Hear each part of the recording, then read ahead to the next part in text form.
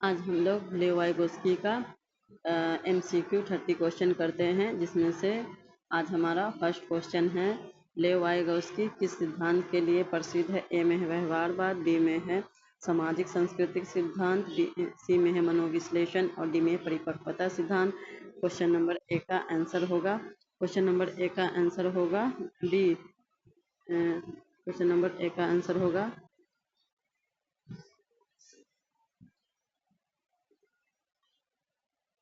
Question number A का answer होगा B सामाजिक सांस्कृतिक सिद्धांत। अब हम लोग चलते क्वेश्चन नंबर 2 में है वाइगोस्की के अनुसार सीखना मुख्य रूप से किसके माध्यम से होता है। ए में आनुवंशिकता, बी में है सामाजिक अंतःक्रिया, सी में परिपक्वता और डी में अनुकरण। क्वेश्चन नंबर 2 का आंसर होगा बी सामाजिक अंतःक्रिया। अब हम लोग चलते हैं क्वेश्चन नंबर 3 में है ZPD का पूरा नाम क्या है। ए में है zone of practical development, B में है zone of potential development, C में है zone of proximal development, D में है zone of primary development. Question number 3 का आंसर होगा C zone of proximal development. अब हम लोग चलते हैं क्वेश्चन नंबर 4 में है जेड पी डी से तात्पर्य है। ए में बच्चों के वर्तमान उपलब्धि, बी में है बच्चों के संभावित उपलब्धि और सी में है दोनों के बीच का अंतर और डी में है इनमें से कोई नहीं। क्वेश्चन नंबर 4 का आंसर होगा सी दोनों के बीच का अंतर। अब हम लोग चलते क्वेश्चन नंबर 5 में है वाइगोस्की के अनुसार सीखने में सबसे महत्वपूर्ण भूमिका किसका होता है। ए में है परिवार का, बी में है शिक्षक का, सी में है समाज का और डी में है उपरोक्त सभी का। तो क्वेश्चन नंबर 5 का आंसर होगा डी उपरोक्त सभी का। अब हम लोग चलते क्वेश्चन नंबर 6 में है स्कोप फोल्डिंग शब्द किससे संबंधित है। ए में है स्मृति से, बी में है भाषा से, सी में सहायक समर्थन से, डी में मूल्यांकन से। क्वेश्चन नंबर 6 का आंसर होगा सी सहायक समर्थन। अब हम लोग चलते क्वेश्चन नंबर 7 में है स्केप फोल्डिंग का उद्देश्य है। ए में है बच्चे को दंड देना, बी में है बच्चे को सहायता देकर सिखाना, सी में है परीक्षा लेना, डी में है अनुशासन बनाए रखना। और क्वेश्चन नंबर 7 का आंसर होगा बी बच्चों को सहायता देकर सिखाना। अब हम लोग चलते क्वेश्चन नंबर 8 में है वाइगोस्की के अनुसार भाषा का प्रमुख कार्य है। ए में है मनोरंजन, बी में संचार और चिंतन और सी में अनुकरण और डी में लेखन। क्वेश्चन नंबर 8 का आंसर होगा बी संचार और चिंतन। अब हम लोग चलते क्वेश्चन नंबर 9 में है वाइगोस्की ने किसे बौद्धिक विकास का साधन माना है। किसे माना है। ए में है भाषा, बी में है खेल, सी में है कला और डी में संगीत। क्वेश्चन नंबर 9 का आंसर होगा ए भाषा। अब हम लोग चलते हैं क्वेश्चन 10 में निजी भाषण प्राइवेट स्पीच का संबंध है। ए में है सामाजिक विकास से, बी में है संज्ञानात्मक विकास से, सी में है शारीरिक विकास से, डी में है भावात्मक विकास से। क्वेश्चन नंबर 10 का आंसर होगा बी संज्ञानात्मक विकास से। अब हम लोग चलते हैं क्वेश्चन नंबर 10 अब हम चलते क्वेश्चन 11 में है वाइगोस्की के अनुसार संस्कृति का प्रभाव पड़ता है। ए में है सीखने पर, बी में है सोच पर, सी में व्यवहार पर, डी में है उपरोक्त सभी पर। तो संस्कृति का जो प्रभाव पड़ता है उपरोक्त सभी, इसका आंसर हो जाएगा डी उपरोक्त सभी पर। 11 का आंसर होगा डी उपरोक्त सभी। अब हम चलते क्वेश्चन नंबर 12 में जेड में सहायता प्रदान करने वाला व्यक्ति कहलाता है। ए में है सहपाठी या शिक्षक, बी में निरीक्षण और सी में है परीक्षण और डी में अभिभावक।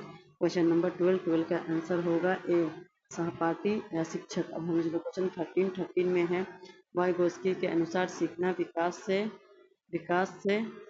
से पहले होता है, बी में है बाद में होता है, डी में है बाद में होता है और सी में समांतर चलता है, डी में है कोई संबंध नहीं है। क्वेश्चन नंबर 13 का आंसर होगा ए पहले होता है। अब हम चलते हैं क्वेश्चन नंबर 14 में सामाजिक अंतःक्रिया किस विकास को बढ़ाती है। ए में संज्ञानात्मक विकास को, बी में है शारीरिक विकास को, सी में भावात्मक विकास को, डी में नैतिक विकास को। क्वेश्चन नंबर 14 का आंसर होगा ए संज्ञानात्मक विकास को। अब हम लोग चलते क्वेश्चन नंबर 15 में है वाइगोस्की किस देश के मनोवैज्ञानिक थे। ए में है अमेरिका के, बी में है रूस के, सी में फ्रांस के, डी में है जर्मनी के।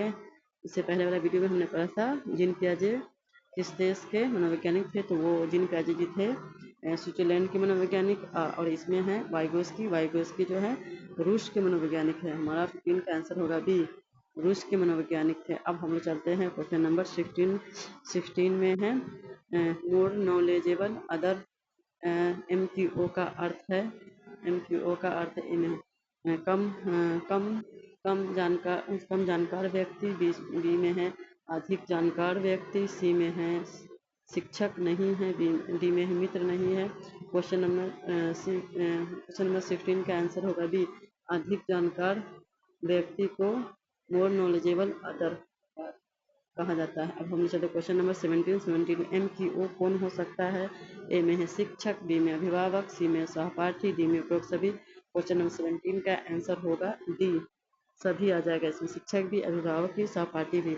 अब हम लोग चल रहे क्वेश्चन में 18 में है वाइगोस्की के अनुसार खेल का महत्व है। ए में है शारीरिक विकास है, बी में है संज्ञानात्मक एवं सामाजिक विकास है, सी में है केवल मनोरंजन है और डी में केवल अनुशासन है। क्वेश्चन नंबर 18 का आंसर होगा बी, संज्ञानात्मक एवं सामाजिक विकास है।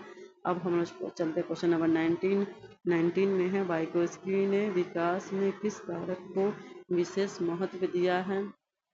ए में है सांस्कृतिक और संस्कृति, बी में है परिपक्वता, सी में है अनुवंशिकता, डी में है बुद्धि। क्वेश्चन नंबर 19 का आंसर होगा ए, संस्कृति को। अब हम लोग चलते हैं क्वेश्चन नंबर 20 में है कक्षा में सहयोगात्मक अधिगम कोऑपरेटिव लर्निंग किसके सिद्धांत पर आधारित है? ए में है पियाजे के, बी में है वाइगोस्की के, सी में कोलबर्ग के, डी में स्किनर के। क्वेश्चन नंबर 20 का आंसर होगा बी, वाइगोस्की।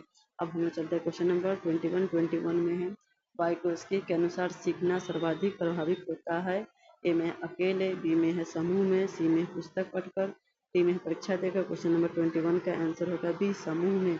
अब हम लोग चलते हैं क्वेश्चन नंबर 22 में है ZPT का उपयोग शिक्षक क्यों करते हैं? ए में अंक देने हेतु, बी में उचित सहायता प्रदान करने हेतु, सी में अनुशासन हेतु, डी में दंड देने हेतु। क्वेश्चन नंबर 22 का आंसर होगा बी, उचित सहायता प्रदान करने हेतु। अब हम लोग चलते हैं क्वेश्चन नंबर 23 में निजी भाषण आगे चलकर क्या बन जाता है? ए में सामाजिक भाषण, बी में आंतरिक भाषण और सी में मौखिक भाषण, डी में है लिखित भाषण। क्वेश्चन नंबर 23 का आंसर होगा बी, आंतरिक भाषण बन जाता है।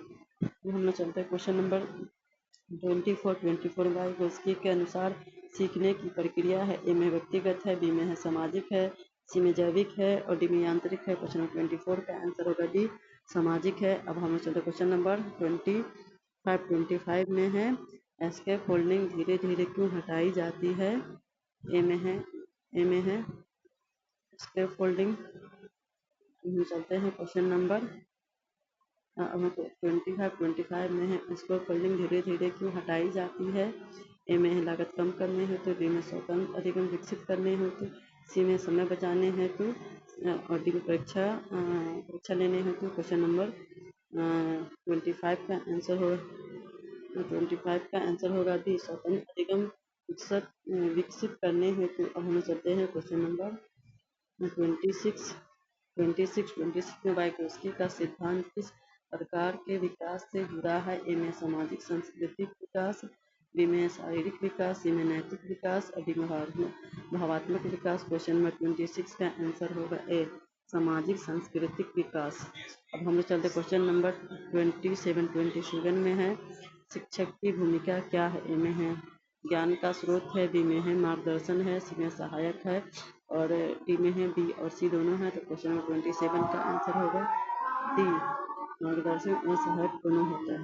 और हम चलते हैं क्वेश्चन नंबर 28 में है वाइगोस्की के अनुसार सोच और भाषण का संबंध है। ए में कोई संबंध नहीं है, बी में घनिष्ठ संबंध है, सी में विपरीत संबंध है और डी में अस्थायी संबंध है।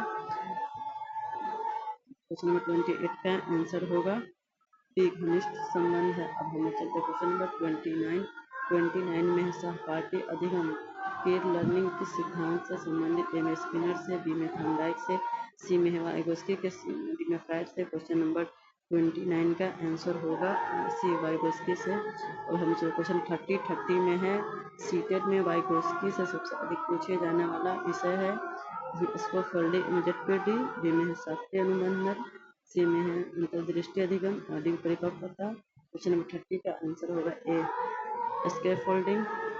इस तरह हमने 30 क्वेश्चन को सॉल्व किया है। आप लोग देख सकते हैं, नीचे जाके सबका आंसर दिया हुआ है।